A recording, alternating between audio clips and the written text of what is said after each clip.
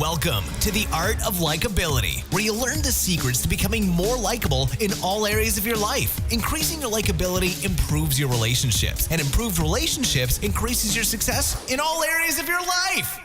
Let's jump in with your host, Arel Moody. What's going on, family? Arel Moody here, host of The Art of Likeability. For our next episode, I'm going to talk about something that is very, very important.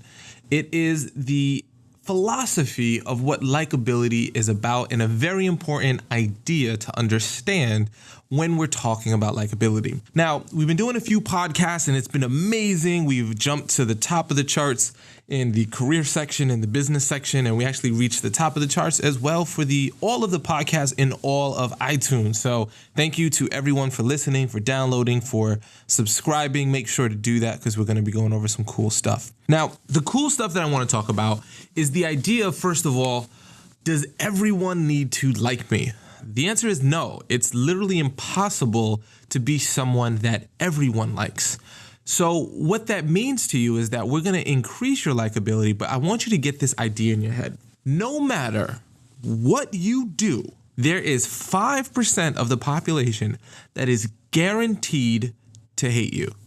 It just doesn't matter what you do, what you say, your personality, no matter how good you are, there is 5% of the world that no matter what you do, you're just going to rub them the wrong way.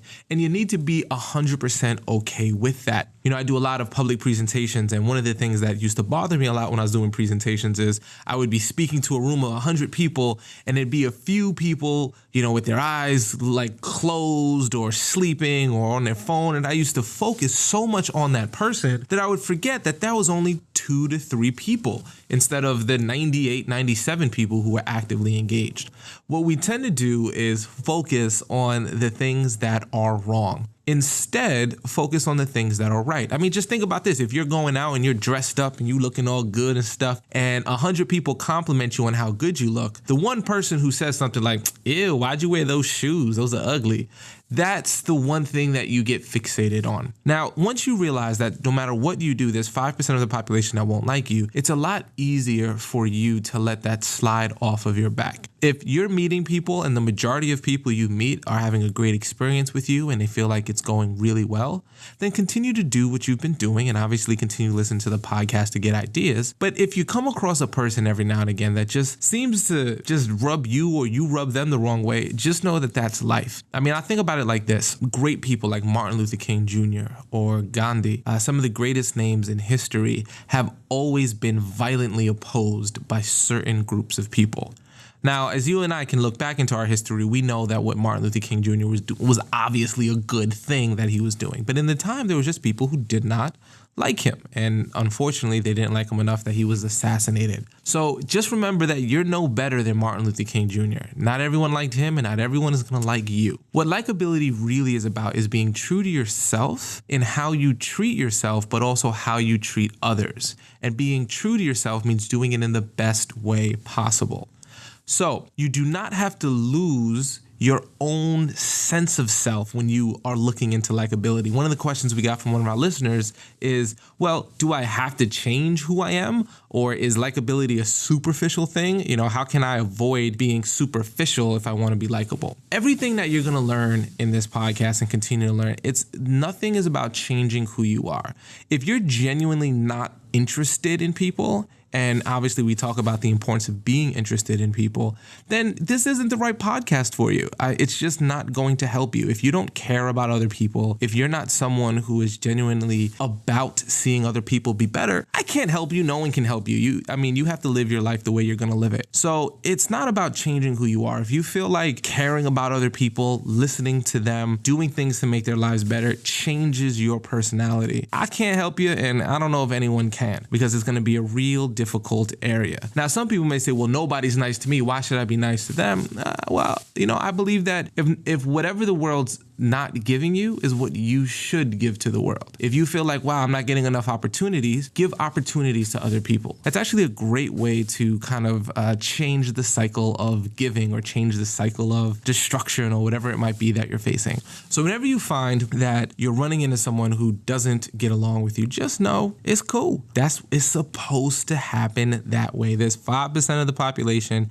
that is just not going to like you. And everything that we talk about can fit into anybody's personality type, whether you are introverted or extroverted or whatever the case may be. I'm not asking you to change anything about who you are. What I want you to do is learn these tricks of the trade and strategies for how you can increase your connection with other people, how you can increase the depth of your relationships and have a better chance of having an awesome life, in my humble opinion. So with that being said, I want you to take this mindset with you as you move forward, knowing that if you truly care and you're a good person and you run into someone who doesn't like you, just chalk it up to the game. Chances are, if you're being a good person and that person doesn't like you, they got bigger problems that are beyond you. And I honestly, whenever I meet someone, if, I'm being nice to them and they're mean to me, or they think that I'm fake, or whatever the case might be, I don't get mad at them. I just say they're dealing with problems much bigger than whatever our conversation is, because I do genuinely care about helping others. And you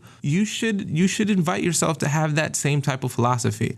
I find that caring about people is one of the best strategies for becoming successful, for increasing your likability. So if you're wondering, well, is increasing my likability going to make me superficial? What I would ask you is, do you care about other people? And if you do, and you genuinely care about people, then yes, everything that we talk about is going to be applicable to you. Now, if you don't care about people, just go ahead and unsubscribe from the blog. I'm not going to be able to help you. I'm not someone who's trying to teach you how to be someone that you're not. At its core, I want you all to care about other people. Here's what I want you to do. I want you to think about something, or more appropriately, I want you to think about a conversation that you've had with someone that you didn't get along with, whether it was a just really bad conversation, and ask yourself, was this someone that I genuinely don't like, or they don't like me? Or was it just I didn't like the approach? This is a very important idea, and I want you to keep this in your mind from this moment forward. Many times, it's hard for people to separate an action of someone and the whole person. What I mean by that is, if you have a disagreement with someone, it doesn't mean that you don't like that person or they don't like you. Maybe you didn't like the approach of that person. Maybe you didn't like the way they handled that conversation. But it's important to have clear distinctions when we talk about liking someone or not liking someone. Is, do we genuinely dislike them as a person, like their core values and what they believe in, or do we dislike what they did in a specific situation? The reason why this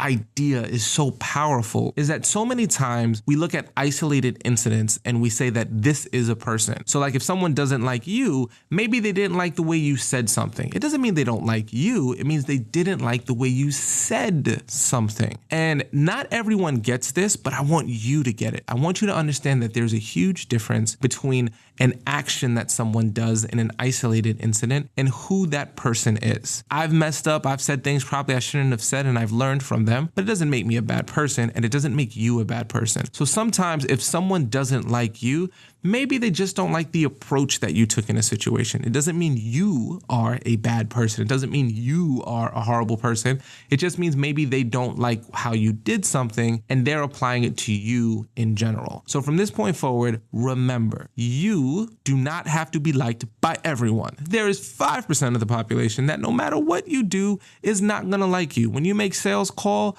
you call 100 people, there are going to be 5 people that are having a miserable day and they're going to try to take it out on you. When you are speaking, there's 5% of your crowd that's just not going to be into you. When you are doing any business activity or any activity, there's 5% that genuinely will not get along with you. Once you accept that and move on, you'll be able to do things at a larger level. And if someone doesn't like you, let's talk about above that 5%. Remember, they may not like an isolated thing that you did. It doesn't mean you are a bad person in any shape, form, or fashion. So if you've ever had a situation where it didn't go well and you've been beating yourself up about it, or you've been thinking about it for a long time, just remember that a lot of people can't separate incidents from individuals, but you can now. So the next time someone does something that maybe peeves you off, just remember that could just be an isolated incident. Now, if they do it again or you see a pattern, well, that's probably the person's personality. And then it's a little easier to say, I don't like this person. So remember, choose likability. It does not make you different. It does not make you a bad person. It doesn't mean you have to change yourself. It doesn't make you superficial. All it does is help you